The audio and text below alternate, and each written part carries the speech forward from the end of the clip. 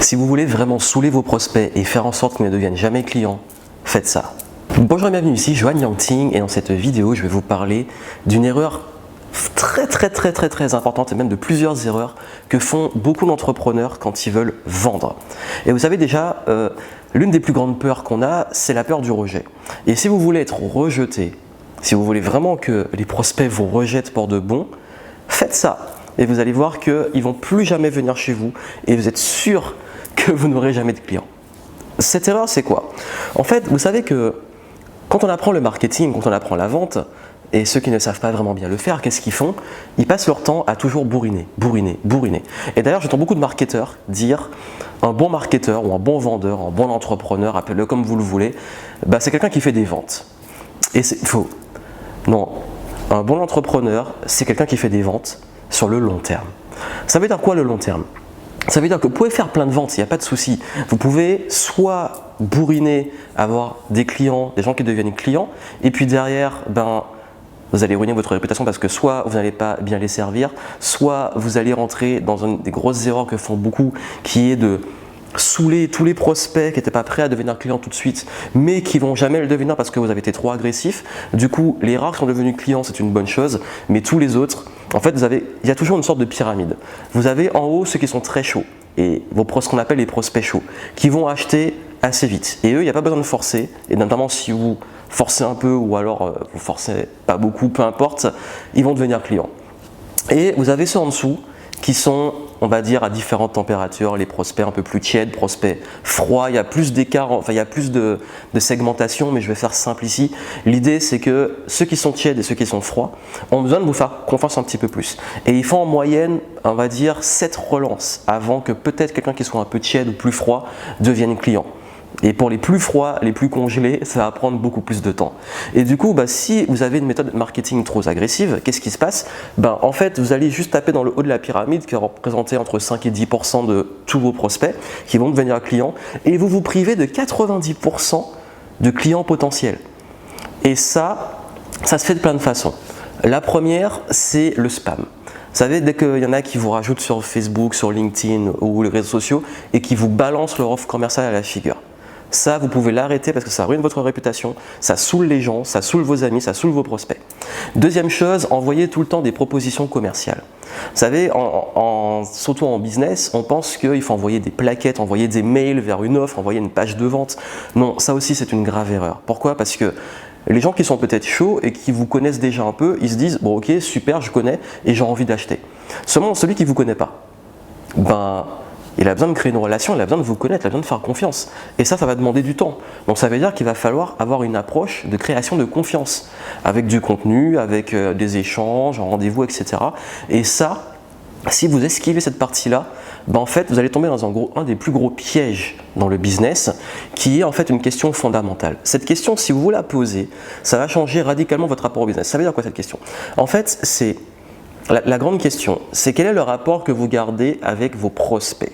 Et j'ai bien dit vos prospects, pas encore vos clients, parce que le rapport avec les clients c'est très important et vous le savez. Mais quel rapport vous gardez avec vos prospects? Comment ils vont se rappeler de vous en fait? Qu'est-ce que vous allez leur laisser? Quelle image ils vont garder de vous? Parce que comme on dit, on n'a pas une deuxième chance de faire une première bonne impression. Pourquoi? Parce que le prospect, s'il n'a pas décidé d'acheter, mais il a aimé le rapport avec vous, il a un bon souvenir, le jour où vous proposez un produit ou un service où vous relancez, il y a de plus grandes chances qu'il achète. Par contre, la plus grosse erreur que vous puissiez faire, c'est que si l'échange qu'il a eu avec vous a été désagréable, il ne va plus jamais revenir vous voir. Donc vous n'aurez pas la chance d'avoir les relances qui vont aboutir à une vente. Vous avez compris, et ça c'est très important si vous voulez faire du long terme. L'autre erreur, c'est d'être dans la mendicité, dans la demande, de mendier. Et ça, c'est aussi, surtout quand on démarre, qu'on n'a pas beaucoup de clients, on est presque en train de supplier les prospects. Ça ne donne pas envie. Ça ne donne pas envie. Si vous êtes toujours dans la demande, les gens n'auront pas envie de venir vers vous. Soyez dans l'offre. Soyez quelqu'un qui soit une opportunité pour eux.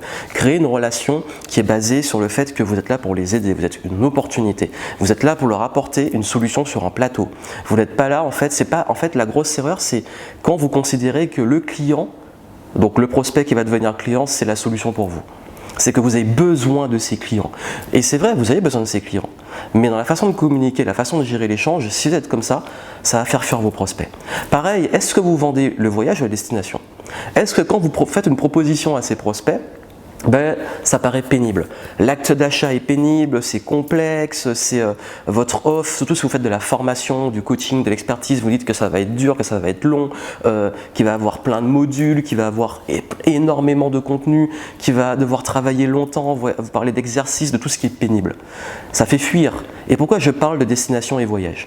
Parce qu'en fait, si je vous dis, et vous voulez aller, je sais pas, à Hawaï, et que je vous dis, ben, vous allez vous faire 24 heures de vol, vous allez passer 12 heures dans le premier avion, ensuite 5 heures dans un autre avion, ensuite vous allez changer à l'aéroport, passer la frontière, vous allez devoir reprendre vos valises, aller prendre un bus, ce bus va amener dans le resort, que vous allez devoir attendre le check-in qui va être à midi parce que vous allez arriver tôt le matin, bref, ça donne pas envie. Si je vous dis, ben, vous allez arriver sur une île paradisiaque, vous allez passer 2 semaines de folie, vous allez pouvoir faire telle activité, telle activité, telle activité.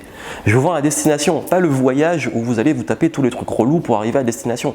Vous avez besoin de faire ce voyage. Sauf que quand, en tant que prospect, je vous vends le truc, je ne vais pas vous mettre en avant et à la figure les trucs pénibles.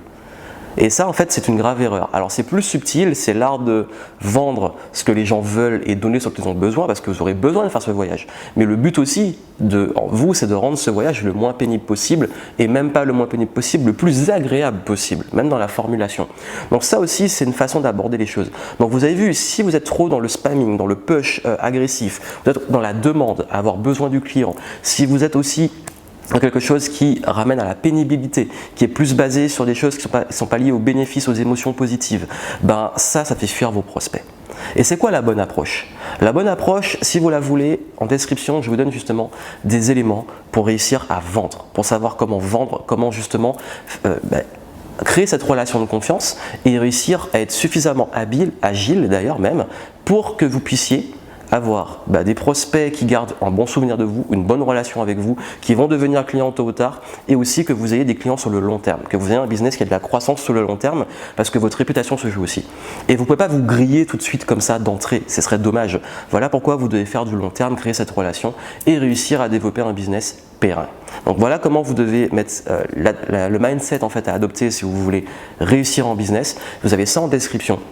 Et moi, je vous retrouve pour vous expliquer justement quelle est la bonne stratégie. C'est une méthode que j'ai mis en place, qui s'appelle la méthode Easy pour vendre facilement. C'est en description, allez voir ça. Et moi, je vous souhaite plein de succès.